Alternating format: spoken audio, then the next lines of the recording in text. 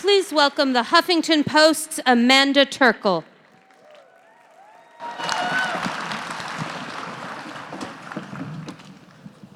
Hi, thank you. So we just heard from some movement leaders about some of the biggest problems affecting this country. And now I want to talk a little bit about how we get big progressive ideas through Congress, if we can get them through Congress. And we're having a little change in schedule. So I am joined right now by Senator Jeff Merkley of Oregon. He is the author of the Equality Act, which recently passed the House. And he's been leading the effort to bring attention to the cruel treatment of migrant children being held in detention at the border. So we are also going to be joined later, I believe, by Congresswoman Pramila Jayapal, who is rushing here from Washington because votes were delayed. And so she took a later train. She is on her way here. So when she comes, she'll be joining us on stage. So I wanted to start a little bit on something that recently happened in Congress where I think progressives should have had more power than they did. And it showed sort of, I think, some of the struggles in getting progressive priorities passed. And this is the aid for the migrant crisis at the border. And I'm going to summarize it really briefly for those of you who weren't following the ins and outs of what Congress is doing. Basically, the House passed a more liberal version of legislation giving aid, and it had some restrictions on how Trump could spend it on his enforcement agenda, and it provided protections for migrants. The Senate then passed a version, it's obviously controlled by Republicans, it was less liberal, but the idea was that it would then go back to the House, they would go to conference, and some of those more liberal provisions would get added. Instead, the House simply passed the more conservative Senate version. And the rub is that most Democrats in the Senate voted for the more conservative version. Senator Jeff Merkley was not one of those who voted for it. He voted against it. So I wanted to talk to you, Senator, a little bit about why you voted against it, why so many of your colleagues voted for it, and just what happened. I want to say a word first about the underlying issue, which it was a year ago, June, that I went down to find out what was going on with this, quote, zero tolerance policy that sounded like the administration was going to rip children out of their parents' arms. And I went to that processing center in McAllen, and nobody had been in there yet. I went in and I saw those chain link cages with boys separated here and girls and fathers and mothers. And my God, this is not America that we treat refugees in this fashion as criminals. We need to stand up for the fundamental value of treating people with respect and decency in our country. I mean, we're talking about children blockaded at the border, left stranded in Mexico. We're talking about children put in ice-cold holding cells. We're talking about children ripped out of their parents' arms. We're talking about children without hygiene, without 3 meals a day, without the basics of having darkness at night so they can sleep. We're talking about a child prison industry in which a for-profit is being paid $750 a day to lock up children in Homestead, Florida. All of this is wrong and against the fundamental values of America, and we have to come together and put an end to it. That's the underlying position. So in the Senate, we tried to get some protections in, and Pat Leahy, the head of the Spending Committee, Appropriations Committee, did the best he could with the Republicans in control. But the whole conversation all along was the House will do far better and we'll go to conference and we will win a number of those features. And a whole series of things that, by the way, 40 senators yesterday I endorsed and introduced my bill, which is End the Cruelty to Migrant Children Act. We want that act passed, and it's not going to pass first in the Senate, it's got to pass first in the House. So here's the situation that was so frustrating, is the House on this spending bill, they didn't go to conference. So we lost all the leverage that the progressives, like Congresswoman Jaya Paul, had worked so hard to get. It just went down the tube. And so that's, we cannot let that happen. The House has to carry its weight to restore the values of America. It failed on this occasion. That's very frustrating, but let's take it a lesson and not let it happen again. So whose fault was it that it didn't go to conference? Is it Speaker Pelosi? Is it the moderates in the House? What happened there? So I'm observing from a distance, not being a member of the House, but the complete assumption on the Senate side was that Speaker Pelosi would take it to conference, and she didn't. And she is the leadership, so that's where the responsibility rests. Do you think that her hand would have been strengthened against the moderates in her caucus if so many Democratic senators hadn't voted for it? So I think it's a fair point. Perhaps, but the product of the Senate is a Republican-led product, not a Democratic-led product. So I wouldn't put too much emphasis on that side of the coin. And tell me a little bit about why you voted against it specifically. You know, you mentioned that Pat Leahy fought for protections, but why did you still vote against it? So as I just shared with you, there's these multiple ways that refugees are being mistreated, that children are being mistreated. And so I wanted to say funding that goes to this administration, we cannot trust they will spend it in the right ways. We need, in the law, deliberate protections to stop the for-profit prison system. We need to be able to shut down the tornillos in homesteads. We need to be able to stop child separation by law. We need to stop the blockade at the border by law. Those are the things that need to be in the bill as well. So I'll ask Congresswoman Jaya Paul more about this when she arrives, but I wanted to turn now to the Senate.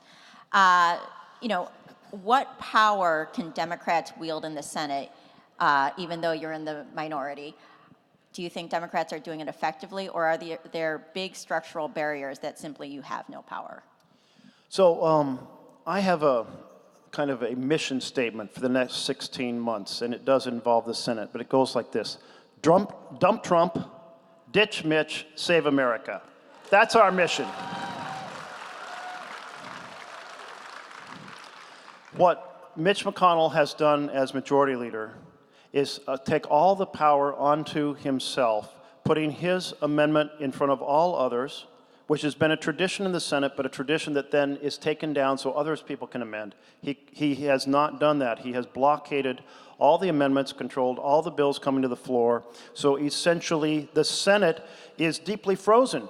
What it has become is simply a court-packing session in which Mitch is putting up one right-wing crazy judge after another, packing the district courts, packing the circuit courts with people who do not believe in the we the people vision of our Constitution. And this is horrendous. So can we stop that right now?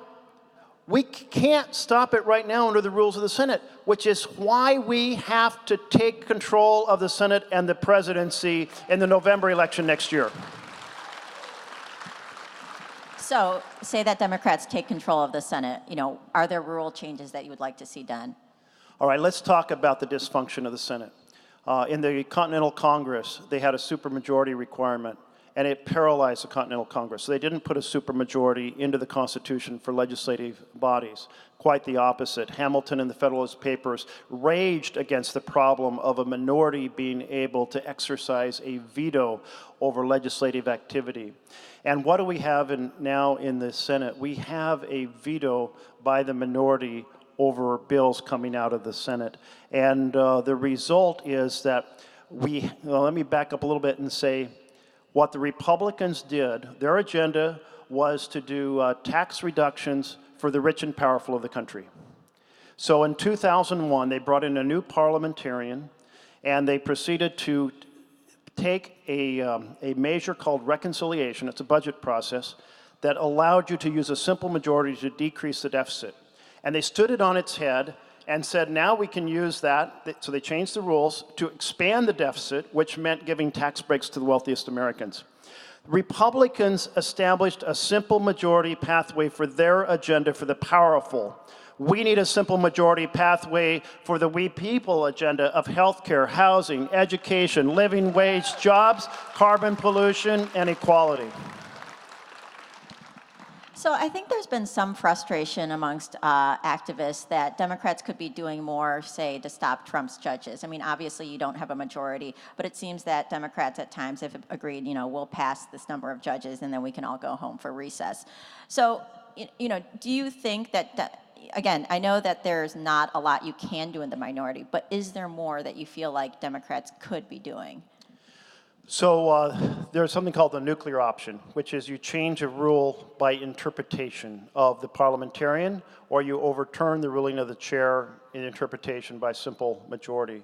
What Mitch McConnell did a few months ago is he overturned the time period required to debate judges and reduced it to 2 hours. And the result is he can do a judge every 2 hours for basically 4 a day. Why did he do this? Because we were slowing him way down. We were using the rules of the Senate to slow it way down. So he retaliated with the nuclear option. The nuclear option, many people have been nervous about using it. The fact is, it wasn't even front page news. If Mitch McConnell is going to use the nuclear option for the powerful and to pack the courts, let's use the nuclear option for the people of the United States of America and be able to pass legislation by simple majority.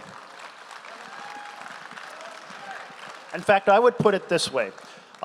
When the presidential candidates come before you in the coming year, they're going to talk about all kinds of things they want to do on health care, on housing, on education, on living wage jobs, on equality, on carbon. So important. And the question is, well, the Republicans changed the rules to pass their agenda in the Senate by simple majority. Are you going champion passing your agenda by simple majority? Will the Democrats be as gutsy and determined as the Republicans were to get their agenda passed? And the answer better be yes, or they shouldn't be on the presidential stage. So you'd like a Democratic Senate leader who, do you want to see Democrats essentially act more like Mitch McConnell? When you put it that way. In terms of using power for the people, it's the exact opposite of Mitch McConnell. He's using power for the powerful, accelerating income inequality and wealth inequality, making it that much more difficult for people to get ahead. We heard that next Thursday there's going to be a vote in the House of Representatives to end the subminimum wage, right? Saru just talked about it. How is that going to get through the Senate? Right now, it'd be impossible to do that because of powerful control the Senate. That has to end. We have to fight to restore America and put it back on track with the vision it was intended with. So we now have Congresswoman Jaya Paul here, so I'd like to welcome her out. Great.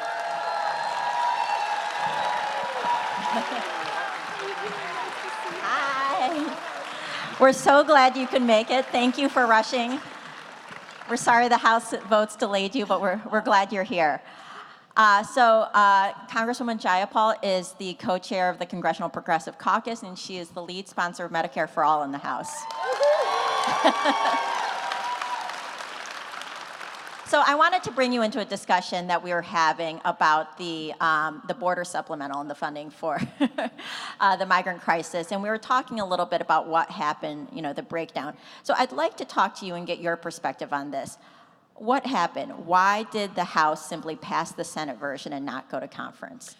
Well, first of all, hello, Netroots Nation. So excited to be here and with this champion as well. And I'm sorry I'm late, but we had to vote. So here I am.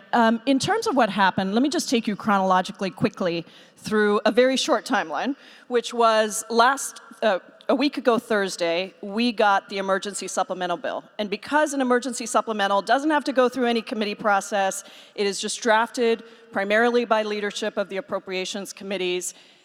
Nobody had seen it. So literally the first time I saw the text was a week ago Thursday. I guess it would be 2 weeks ago yesterday now.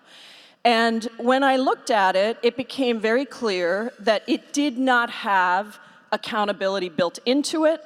And I have been a skeptic of continuing to give more money to an agency that does not meet the conditions that we require them to meet. And an agency that, frankly, no matter how much money we give, this administration is trading in cruelty, number one, and number two, getting money to for-profit contractors that benefit off of caging children. And so when we looked at this, we realized that it had none of that accountability. We called an emergency progressive caucus call on Sunday that had over 4 dozen of our members on the phone. The CHC the night before called an emergency call of their members, and working together, the CHC and the CPC put together a list of 6 things that we thought, if we were able to get into the border supplemental bill, would at least allow us to have that accountability, and not just for this bill, but actually for the 2020 appropriations bill as well, which is very, very important. We need to start building in accountability. And so I will tell you, the first answer was no, second answer was no, the third answer was no.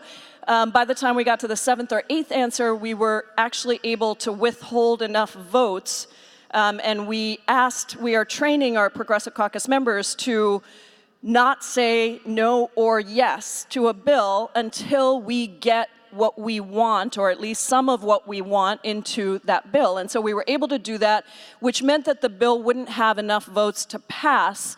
We knew we weren't going to get Republican votes for our bill. And so doing that, we were then able to finally, it went until the very last minute on Tuesday, somewhere around 4 o'clock, came to an agreement around 2 very important provisions. Number one, that there is no waiving of conditions for these children. There are basic standards that have to be met: food and water, medical care. Who would have thought we need to write this stuff down? But we had to write it down because in the Senate bill it said that you could waive those conditions for up to 12 months. Totally unacceptable. And so we said, number one, these are the conditions you cannot waive. And number two, this is something I have been, as an immigrant rights activist, trying to get for over 20 years now, using money as a lever, as a hammer, that if you do not meet the conditions that are laid out, and we said within 6 months, that you get your money blocked. You do not have a contract anymore. You cannot bid on a contract anymore. You should not have that, okay? Which is super important. Now I have a whole nother bill that deals with getting rid of these for-profit facilities, period. So that's a different thing. So we were able to get those in. We were able to get not holding kids for more than 90 days, I think. That felt to me too long. But anyway, we were able to get some things in. We brought it to the floor for a vote. It passed overwhelmingly. It went to the Senate. The Senate voted it down. The Senate then voted their bill, sent it back to us on Tuesday night. The Senate bill passed. Senator Merkley was a champion, and one of, was it 4 people who didn't vote, or 8 people handful of people who didn't vote for the Senate bill. But unfortunately, it passed with overwhelmingly bipartisan support, 84 bipartisan votes in the Senate. And so when that happened, a bunch of our conservative Democrats and moderate Democrats said, hey, the Senate just passed a really bipartisan bill. Why are we screwing around with these changes? Why don't we just pass the Senate bill? We were on the House floor for the vote for the rule for our amended Senate bill. We took the Senate bill, we added our provisions into the Senate bill, not all of them, but enough to still make it worthwhile. We were about to bring that bill to the floor for a vote.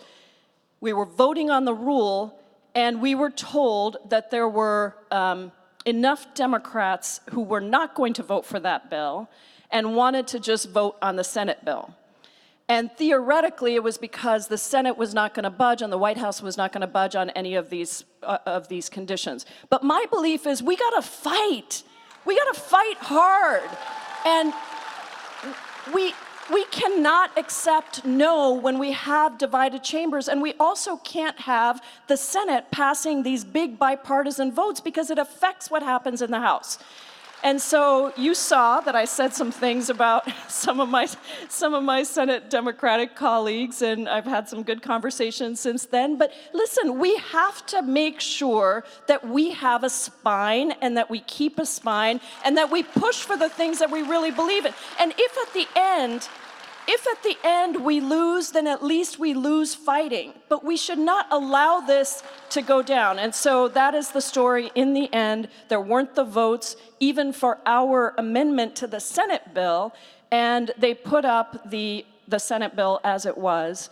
There were over 100. We whipped a no. The Progressive Caucus whipped a no on that bill, and there were over 100 votes against that Senate bill, but it passed because most of the Republicans voted for Pramila, it. can I throw in a question here? Because perhaps I misled people, because I tell you a little bit of this perspective from the Senate side. was the viewpoint that the ranking member of the Senate Approps got what he could out of a Republican-led Senate, but that planning was underway to fight with you all in conference. And so I was personally extraordinarily disappointed that the House didn't say, fine, you passed your bill, we passed ours, let's go to conference, because I think there's where we might have had leverage to get what you're talking about. That's what we were told as well, that the idea was, well, the first idea, which I knew was a pipe dream, but I like pipe dreams sometimes, was that the Senate would take up our bill, which I didn't think was going to happen. I thought we were going to have a conference.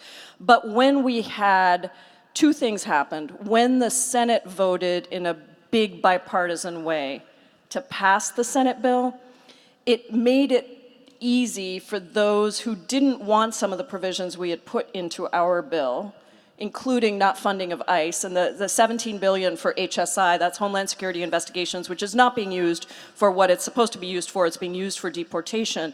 Then that in particular, that provision, people did not want to exclude that money. And so it gave leeway, it allowed for some of our more conservative Democrats to say, why should we vote for this bill when our senators voted for that bill? And I have talked to some of my Senate colleagues and explained this dynamic, and I think hopefully we'll have a different way to approach this for the future, because I hope that my good Senate Democratic colleagues will understand that a big bipartisan vote in the Senate takes away our leverage in the House. We lose the ability for some of our members to be able to hold when their senators are voting for something.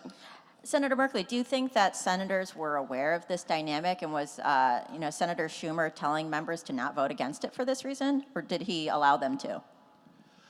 I don't know. I don't think it was a case of the minority leader, Schumer, instructing people how to vote. But there was extensive discussion among the leaders of the Appropriations Committee that they got the best deal that they could, but that they would be working with the House to improve it in conference. And so that promise of conference probably contributed to the dynamic. But it's good to have that sense of how the Senate and House Democrats have to work together, because what happened is the Republicans got a very bad bill with no accountability, and that's just a horrendous outcome. Can I just add, too, that I have spoken to Senator Schumer since this all happened, and we had a great conversation. And one good thing I think that will come out of this, because, Senator Merkley doesn't have all of his progressive colleagues right there because there's a presidential race going on. So there are a lot of people that aren't in the Senate who have traditionally been some of our champions there, so that there's more. And one really good thing that's come out of this is I think the Progressive Caucus in the House and Senator Schumer and our progressives who are there will coordinate more closely going forward. And so I think that was something really good that came out of this. And Senator Schumer is coming to talk to the Progressive Caucus next week, I think. And so we are really trying to develop that relationship and make sure we're working together for the goals that all Democrats have. So another thing that I took away from this was that it seems like conservatives in the House, conservative Democrats, have perhaps more power than people thought they may. And I wanted to ask you a little bit about the dynamics between the conservatives, the speaker, and progressives. And I'm sure most people know, but Nancy Pelosi said of your colleagues, Tlaib, Omar, and Ocasio-Cortez, all these people have their public whatever in their Twitter world, but they don't have any following. So I wanted to get your thoughts on, what is the speaker doing? Why is she singling out these progressive women like this? Let me go to the bigger question of progressive power, because honestly, I don't think you can just look at this, right? So we have been working very hard to leverage political power inside Congress. I'm an organizer and an activist. I believe that it all comes down to votes, whether you're on the outside or the inside. You've got to be able to leverage the votes. And there were lots of reasons infrastructurally why the Progressive Caucus in the House hasn't had the kind of power that it should have. And we should talk about what we're doing to fix that. But what that means is there are choices that you make, whether it's as an activist on the outside or an activist on the inside. If you say you're going to vote no on something and you stick to voting no, you have less leverage to push some of the changes that you need through. But in the end, the power of how many votes you can garnish for whatever position you're pushing for is what is really important. So I think what Pelosi was talking about was that if you only have 4 votes in the House, that you can't get what you want done. Now, I have said publicly, I don't typically find Pelosi to be somebody who disrespects members. I've never felt disrespected as a woman of color by Nancy Pelosi. I don't think those comments were helpful to a broader picture of how we build progressive power in the House and what it looks like relative to overall Democratic power. All of that said, we have been remarkably successful in what we've been able to do with the Progressive Caucus in the House. We got, for the first time, we got equal representation on major committees, all of the A committees. That means financial services. When you see Katie Porter and Rashida Tlaib and Alexandria Ocasio-Cortez on that committee, we negotiated that.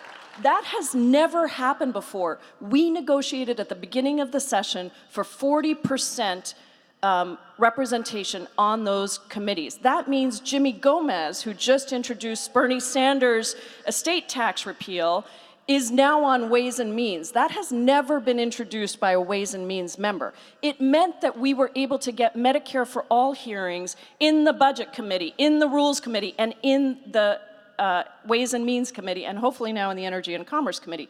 So part of this is how do you leverage a block of votes sufficient to get the power that you need? And then what's the other infrastructure you need? And I hope we get to talk about the Congressional Progressive Caucus Center and the Congressional Progressive Caucus Action Fund that Mark Pocan and I helped establish to really help coordinate research, organizing, communications, so that it helps move progressive priorities. So I think there's been some frustration amongst activists that it seemed like at times Pelosi has been sidelining progressive priorities like the Green New Deal, impeachment, Medicare for All, and she's used terms, I think she described some of them as enthusiasms. At what do you feel like the speaker has sidelined progressive priorities? And at what point, if any, do you think that progressives should start acting like conservatives did toward John Boehner? I don't want to act like conservatives did towards John Boehner. God, we have higher goals than that, don't we? But I know what you mean. Look, we brought down the budget caps deal because we did not want to vote for a huge defense spending number. Now, we still got rolled in the end because in the end, we're only 40% of the Democratic caucus. So people just have to understand that that's where it is. And you're in a majority, so it's very different than operating in a minority. Nancy Pelosi is going to respond to where her caucus is. And we do not have everybody in the caucus believing that our progressive priorities, my Medicare for All bill, Senator Sanders' Medicare for All bill, canceling debt, college debt, $1.6 trillion in college debt, Ilhan Omar's bill with Bernie, Elizabeth Warren's anti-corruption bill, we have not gotten to the place where we have 218 votes for that. And Nancy Pelosi is a vote counter, if nothing else. And she is a master strategist. And so she's not going to go there unless we are able to build the pressure for it. However, she is a negotiator. And to get Medicare for All hearings for the first time in the history of the country, of Congress, to be able to have 3 hearings in less than 3 months, is pretty phenomenal. That would not have happened had she not okayed it. Now, if I want to get a vote on Medicare for All, I need to show that I've got 218 votes, because it's not going to go to the floor if it doesn't have 218 votes. And so I think it is, nothing comes easy, no fight comes easy, and I don't think we should expect that that's the case. I think we are progressives because we are fighters, and we believe in a different vision than what is in front of us, and we believe we push to make that happen. Nobody brings us that on a silver platter and hands it to us. You gotta fight and you gotta show that you have power, but the power can't just be on the outside. We have to get people on the inside to catch up to the people of the United States of America who know that these progressive priorities are the right priorities going forward. And Senator Merkley, I know you're in another chamber, but I didn't know if you wanted to comment at all on what's going on in the House, the treatment of progressives, and I know you've had some thoughts about impeachment specifically. Well, what can't happen in the House is for it to become routine to pass bills with a combination of Republicans and conservative Democrats. That will totally undercut everything that you're trying to do. And so that's a piece I'm concerned about. And on impeachment specifically, before when I was asked, I would say, well, let's see what the Mueller report is going to say, because that's going to tell us what the president really did. Well, 1,000, actually more than 1,000 former federal prosecutors have written to us and said anyone who did the things described in the Mueller report would be indicted. That's powerful. Because above the doors of the Supreme Court is carved in equal justice under law. Now, I know we fall short of that all the time, but it's a core principle we strive towards. In fact, my first political act was when Spiro Agnew was convicted of bribery, taking $100,000 in bribes, and his penalty was $10,000. He got to keep 90% of the proceeds. So I'm a junior in high school. I'm a blue-collar kid. I come home and read the blue-collar newspaper, and I read this and go, are you kidding me? That's what justice is for the powerful? They get to keep 90% of the money they steal?